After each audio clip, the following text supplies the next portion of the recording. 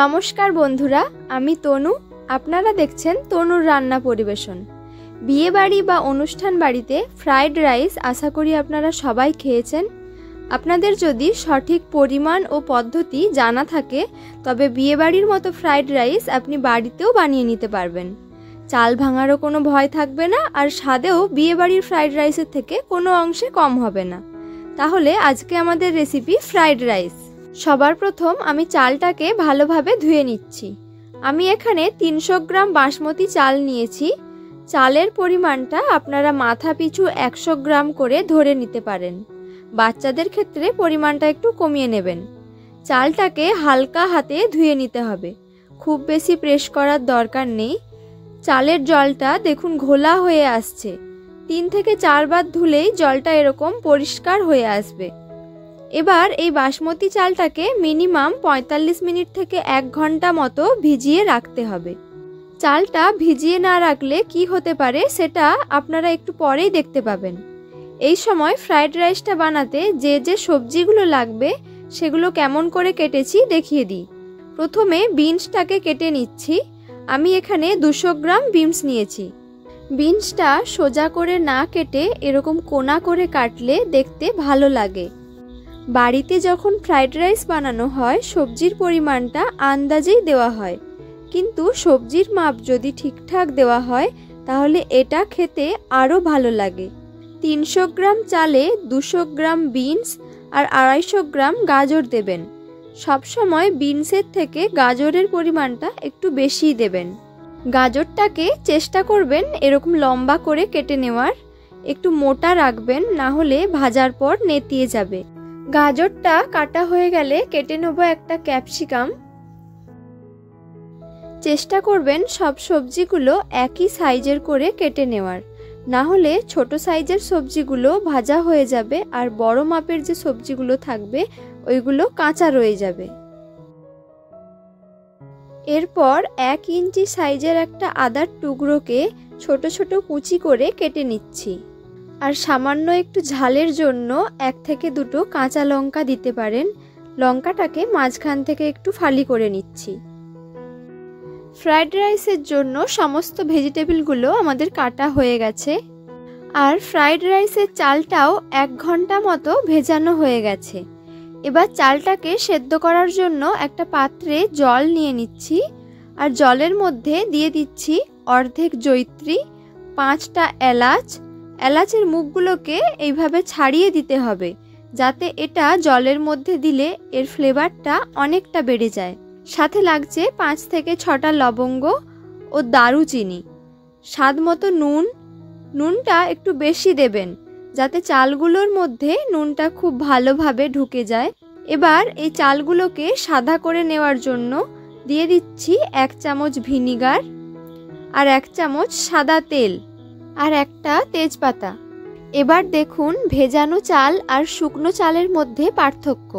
শুকনো চাল কিন্তু হালকা সেদ্ধ হওয়ার পরেই ভেঙে যায়, আর চালটা ভেজানো থাকলে জল শুষে নিয়ে চালটা রাবারের মতো হয়ে যায়, খুব সহজে ভেঙে যায় না। চালটা জলের মধ্যে দিয়ে দিচ্ছি।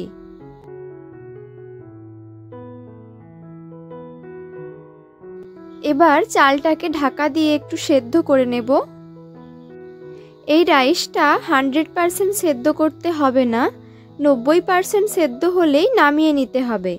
কারণ এটা যখন ঠান্ডা হওয়ার জন্য রেখে দেব তখনও এটা আস্তে আস্তে নরম হতে থাকবে, আর সবজিগুলোর সাথে রাইসটা মেশানোর সময়ও তাপে একটু নরম হবে।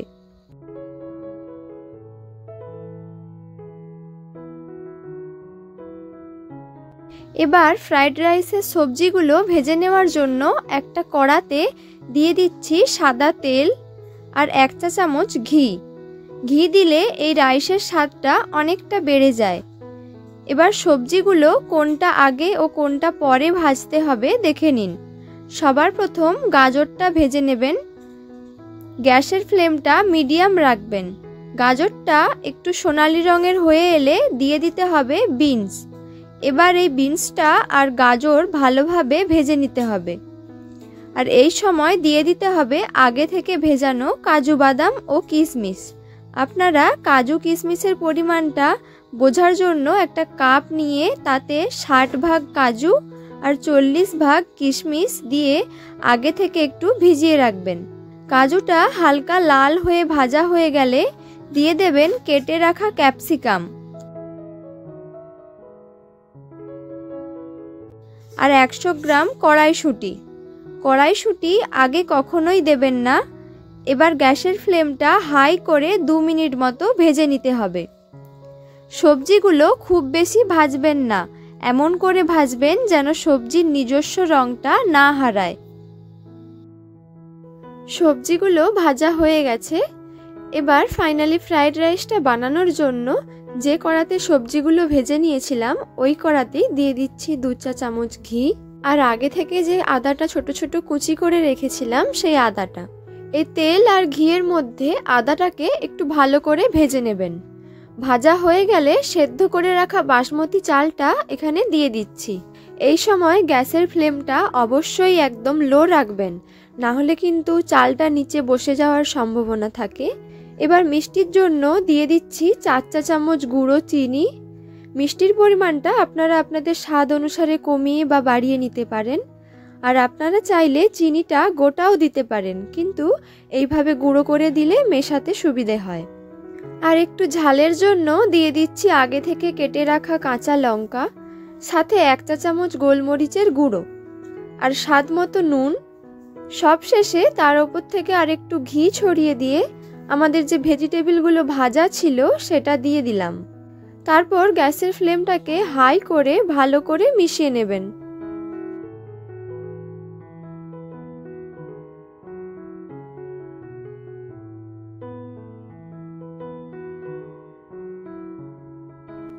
এবার একটা ভাজা মশলা বানিয়ে নিচ্ছি। শুকনো কড়ায় 1 চামচ জিরা, অর্ধেক জয়িত্রী আর অর্ধেক জায়ফল দিয়ে 1 থেকে 1.5 মিনিট মতো ভেজে নিয়ে গুঁড়ো করে দিয়ে দিচ্ছি রাইসের মধ্যে। এই গুঁড়ো মশলাটাকে ভালোভাবে একবার মিশিয়ে নিলেই তৈরি হয়ে গেল আমাদের সকলের পছন্দের বিয়েবাড়ির মতো ফ্রাইড রাইস। বাড়িতে অতি অবশ্যই এইভাবে একবার বানিয়ে দেখবেন। আশা করি এই রেসিপিটি আপনাদের নিশ্চয়ই ভালো লেগেছে।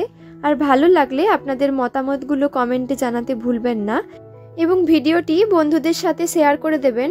আর আমার চ্যানেলটিকে সাবস্ক্রাইব করে বেল নোটিফিকেশানটি অন করে দেবেন, যাতে আমার প্রত্যেকটি নতুন রেসিপির ভিডিও সবার আগে আপনাদের কাছে পৌঁছে যায়। আর এই রাইসের সাথে যে চিলি চিকেনটা পরিবেশন করছি তার রেসিপি যদি আপনারা দেখতে চান তাহলে ভিডিওর ডেসক্রিপশন বক্সে লিংক দেওয়া থাকবে, ওখান থেকে দেখে নেবেন। বন্ধুরা, আমি তনু, আপনারা দেখছিলেন তনুর রান্না পরিবেশন। দেখা হচ্ছে আপনাদের সাথে আরও একটা নতুন রেসিপি নিয়ে নেক্সট এপিসোডে। ভালো থাকবেন, সুস্থ থাকবেন।